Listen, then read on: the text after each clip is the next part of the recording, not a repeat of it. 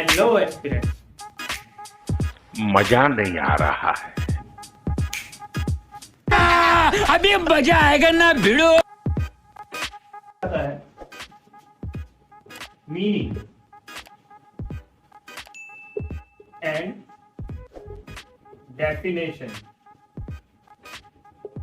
इसकी physical education. Correct. So friends, meaning तो पहले समझते हैं फिजिकल एजुकेशन की मीनिंग क्या होती है। बहुत जगह आपने बहुत अलग अलग मीनिंग देखी होंगी इस पे, तो आज इस मीनिंग को पहले हम क्लियर करते हैं क्योंकि इसके बेस पे ही आपकी 11th और 12th है। तो फ्रेंड्स, फिजिकल एजुकेशन क्या होता है मैंने शॉर्ट में ही बताया था। फिजिकल को आप कंसीडर कर सकते हैं यहाँ पे बॉडी और बॉडी के मूवमेंट्स। ठीक है, फिजिकल यहाँ पे आप कंसीडर कर सकते हैं बॉडी और उसके मूवमेंट्स। ठीक है, और एक और इसमें वर्ड है एजुकेशन।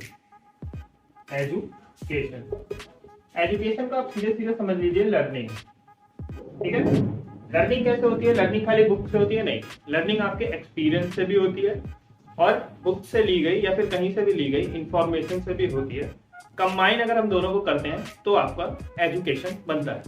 तो आप देखते हैं फिजिकल एजुकेशन क्या होता है। अगर इन दोनों को हम ऐड कर दें तो जो हमारा बॉडी मूवमेंट से लर्निंग होता है, करेक्ट। जैसे आप रेगुलर फुटबॉल खेलने जा रहे हैं, ठीक है ना, रोज फुटबॉल को किक कर रहे हैं, पास कर रहे हैं, किक कर रहे हैं, पास कर रहे हैं, हेड ले रहे हैं। आप इसको जब रेगुलर बेस पे करेंगे, थोड़ा सा एक्सपीरियंस गेन करेंगे, ठीक है, फिर जो कोच आपका है, जो कोच आपको गाइड करेगा, ठीक है, जो कोच आपको गाइड करेगा, जो आपको इंफॉर्मेशन देगा कि नहीं ऐसे नहीं ऐसे होता है, हेड हमें सीधे यहाँ से नहीं यहाँ से लेना है। तो जो वो इंफॉर्मेशन आपको मिल रही है और जो एक्सपीरियंस आप ग्राउंड पे कर रहे हैं, अगर उन दोनों को कंबाइन कर दें तो हमें फिजिकल एजुकेशन समझ में आता है। ठीक है, अगर इसमें कोई डाउट हो तो आप कमेंट में पूछ लेना। आगे बढ़ते हैं, आगे हम देखते हैं डेफिनेशन को। ठीक है, बहुत सारी डेफिनेशन दी गई है बुक में, ठीक है ना, लेकिन हमें ये देखना है कि हम एग्जाम में कौन सी डेफिनेशन लिखें जिससे हमारा टाइम भी लेस कंज्यूम हो, ठीक है, और नंबर भी पूरे मिल जाए। तो एक डी ऑबरट्यूफर नाम के प्रोफेसर हैं, उन्होंने एक इजीएस्ट इसकी जो कह सकते हैं हम डेफिनेशन दी है, उसको देखते हैं। Physical education is the key points लिख रहा हूं खाली, ऐसे करके आप याद भी कर सकते हैं, आपको डेफिनेशन थोड़ी इजी पड़ेगी इससे, ठीक है ना। Physical education is the sum of those experiences which come through body movements। ठीक है ना, which come through body movement। इसमें एक चीज और आप लिख सकते हैं प्लस करके, इंडिविजुअल। ठीक है, physical education is the sum of experiences which come to the individual through body movements। जो वही बात मैंने बताई, जो मीनिंग आपको बताई मैंने फिजिकल एजुकेशन की, कि कैसे आप फिजिकल यानी कि बॉडी मूवमेंट जो मैंने बताए थे, उसको जब आप एजुकेशन लेते हैं उसकी अपने कोच के थ्रू या किसके भी थ्रू, और उस एक्टिविटी को फिजिकली करते हैं ग्राउंड में, तो क्या है, सम है। ठीक है ना, और जब आप उसे ग्राउंड में कर रहे हैं, वो आपका क्या हो रहा है, एक्सपीरियंस हो रहा है। ठीक है, वो एक्सपीरियंस आपको आ रहा है। इस तरह से हमें इस डेफिनेशन की मीनिंग समझ आती है कि it is the sum of those experiences which come to the individual through body movements।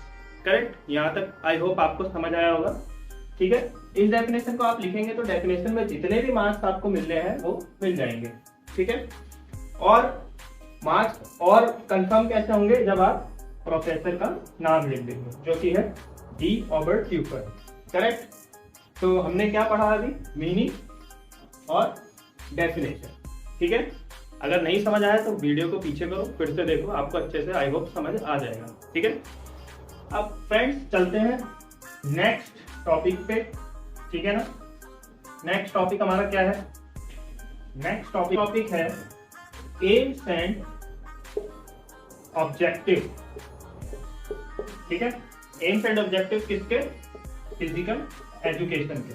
Correct, अब एम्स एंड ऑब्जेक्टिव्स क्या होते हैं, कोई भी हम अगर काम कर रहे हैं अपनी लाइफ में या फिर कोई भी हम एफर्ट कर रहे हैं, ठीक है ना, वो सब किसी एम या ऑब्जेक्टिव के लिए करते हैं। ठीक है ना, कोई गोल होता है हमारा।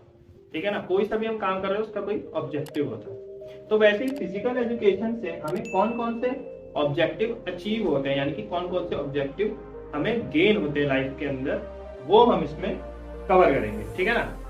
तो पहला ऑब्जेक्टिव क्या क्लियर होता है, पहला ऑब्जेक्टिव क्लियर होता है फिजिकल डेवलपमेंट, ठीक है ना।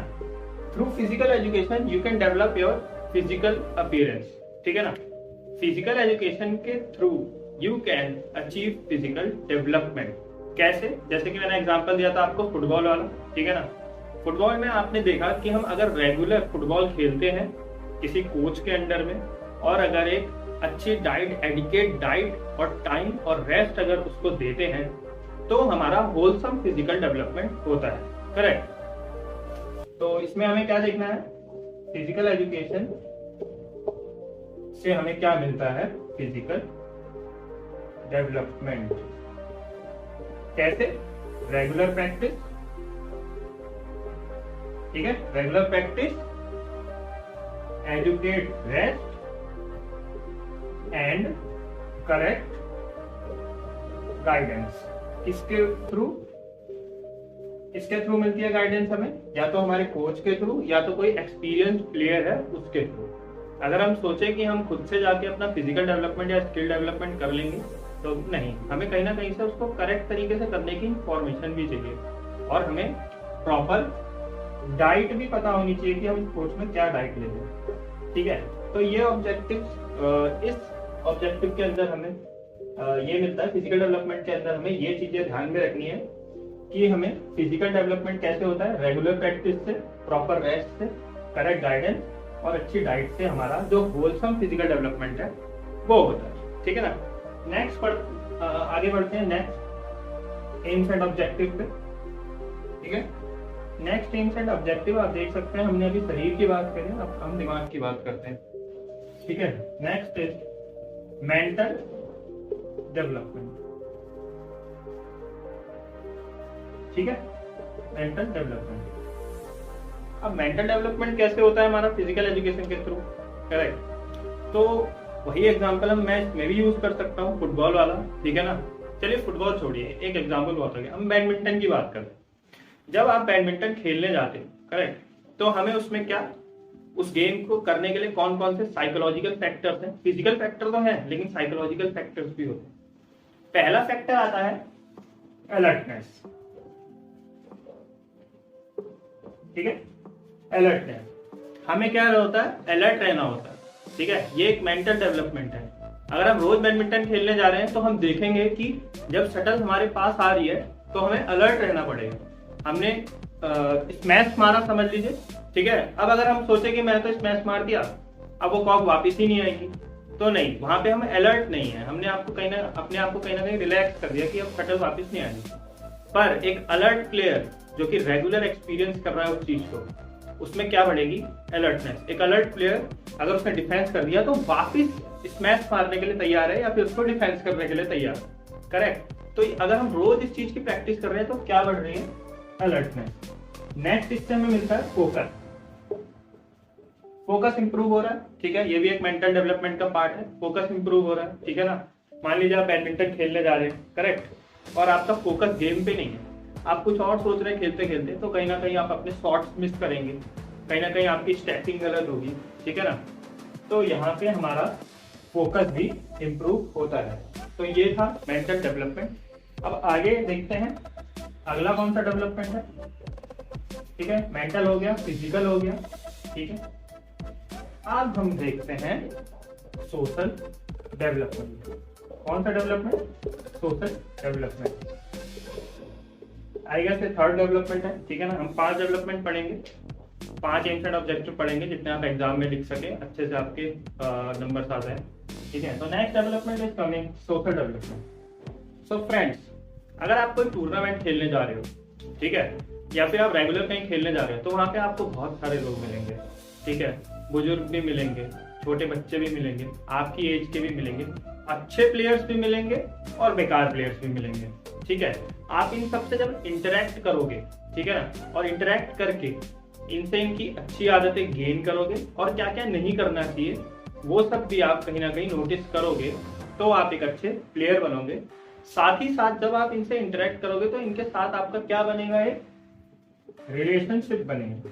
ठीक है, जब रिलेशनशिप बनेगा तो आप उस प्लेयर को समझोगे, ठीक है ना, और इससे आपका एक अच्छा रिलेशन बनेगा। तो ये जो रिलेशन बन रहा है, जो आपके नए नए फ्रेंड्स बन रहे हैं एज अ प्लेयर, और एज अ प्लेयर बोले तो फिजिकल एजुकेशन के अंदर हम प्लेयर भी काउंट करते हैं। तो जब आप फिजिकल एजुकेशन के अंदर कोई भी एक्टिविटी बाहर जाके कर रहे हैं तो जो आपके रिलेशन बन रहे हैं अच्छे और बुरे दोनों, वो आपका सोशल डेवलपमेंट होगा। ठीक है, अब नेक्स्ट हम देखते हैं, नेक्स्ट कौन सा एम्स एंड ऑब्जेक्टिव आपका अचीव होता है फिजिकल एजुकेशन के थ्रू, वो होता है न्यूरो मस्कुलर। ठीक है, न्यूरो मस्कुलर, ये हो गया फोर्थ न्यूरो मस्कुलर। अब न्यूरो मस्कुलर क्या होता है, ठीक है ना, न्यूरो मस्कुलर मतलब आपके ब्रेन के साथ आपकी बॉडी का कोऑर्डिनेशन। ठीक है, ब्रेन के साथ आपका बॉडी का कोऑर्डिनेशन। ठीक है, इसको हम कहते हैं न्यूरो मस्कुलर डेवलपमेंट। ये कैसे होता है, मान लीजिए आप बैडमिंटन खेल रहे हैं, ठीक है, आपका माइंड तो कह रहा है कि मुझे डिफेंस करना है, पर आपकी बॉडी कहीं ना कहीं लेजी है, ड्राउसी है, ठीक है ना, तो आप वहां तक नहीं पहुंच पा रहे। क्यों? क्योंकि आप में अलर्टनेस की कहीं ना कहीं थोड़ी सी कमी है। आपको पता तो है करना है, लेकिन आपकी बॉडी इतनी अलर्ट नहीं हो पाई। क्यों नहीं हो पाई? क्योंकि आपका मस्कुलर न्यूरो मस्कुलर डेवलपमेंट ठीक से नहीं हुआ। तो by regular practising that one you can achieve neuromuscular development. ठीक है ना। सो नेक्स्ट चलते हैं, फिफ्थ वन। अब नेक्स्ट एम्स एंड ऑब्जेक्टिव देखते हैं। नेक्स्ट एम्स एंड ऑब्जेक्टिव कौन सा है?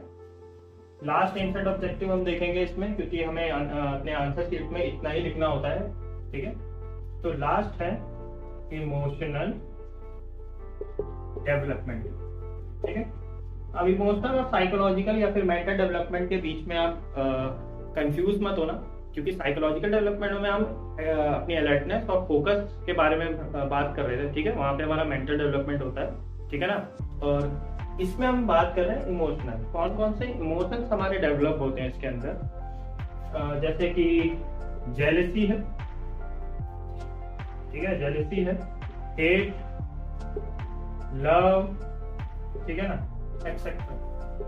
बहुत सारे इमोशंस हमारे डेवलप होते हैं फिजिकल एजुकेशन प्रोग्राम्स के अंदर, एक्टिविटीज के अंदर, स्पोर्ट्स के अंदर। ठीक है, मान लीजिए आप एक फुटबॉल मैच खेल लें, करेक्ट, तो उसमें क्या होता है कि सामने वाली टीम में आप एक अच्छा दोस्त खेल रहा है, ठीक है ना, उसके साथ आपका गुड रिलेशन है। ठीक है, वहां पे आप क्या करोगे, उसके साथ उतना ज्यादा एफर्ट डालोगे ही नहीं जहाँ पे आपको ड्रॉबैक देखने को मिलता है अपनी टीम के अंदर। ठीक है, तो यहाँ पे हमें मेंटल डेवलपमेंट ऐसे अचीव होता है कि हमें बायस नहीं होना है। अगर हमारा दोस्त आगे खेल रहा है फिर भी हमें कंपटीशन को अपने माइंड में रखना है। ठीक है, ज्यादा इमोशनल नहीं होना है उसको लेकर, अपना पूरा एफर्ट देना है, जिससे हमारी टीम को एक अच्छी लीड मिल सकती है। ठीक है ना। फिर हम देखते हैं जेलसी। अगर हम किसी से बहुत ज्यादा जलन करते हैं कि वो हमसे अच्छा खेलता है, तो हम कभी कभार क्या करते हैं, उसको इंजर्ड करने की कोशिश करते हैं। ठीक है, तो हमें ऐसा नहीं करना चाहिए। हम जब रेगुलर स्पोर्ट्स खेलेंगे तो हम ये भी देखेंगे कि हम किसी से जेलसी फील कर रहे हैं तो हम कहीं ना कहीं अपनी ही टीम का नुकसान कर रहे हैं, उसको इंजर्ड करने की कोशिश करते हैं। ठीक है, तो यहाँ पे जेलसी में भी इंप्रूवमेंट आता है। ठीक है, हेट और जेलसी आप एक साथ देख सकते हैं। लव मैंने बता दिया, अगर आपका कोई दोस्त है तो उससे आपको ज्यादा बायस नहीं होना है और एक साथ टीम के साथ अपने खेलना है। तो ऐसे हम मेंटल डेवलपमेंट को अचीव कर पा रहे हैं। करेक्ट। अब नेक्स्ट टॉपिक निकल के आ रहा है, career options in physical education. तो नेक्स्ट टॉपिक है career options in physical education. ठीक है, सो वीडियो थोड़ा सा लंबा हो गया, इसलिए ये टॉपिक हम अब नेक्स्ट वीडियो में कवर करेंगे, क्योंकि हमें अच्छे से एक्सप्लेन करते हुए जाना है चैप्टर को। ये नहीं कि जल्दी जल्दी में आपको कुछ समझ ही ना है। तो इसके लिए अगर आपको इतने में कोई डाउट है तो आप नीचे कमेंट सेक्शन में पूछ सकते हैं। और अगर आपको वीडियो अच्छा लगा हो तो please like and subscribe to my channel. मिलते हैं नेक्स्ट वीडियो में। Keep watching and thank you. अरे सीताराम सीताराम सीताराम कहिए जाहि विधि राखे राम वाहि विधि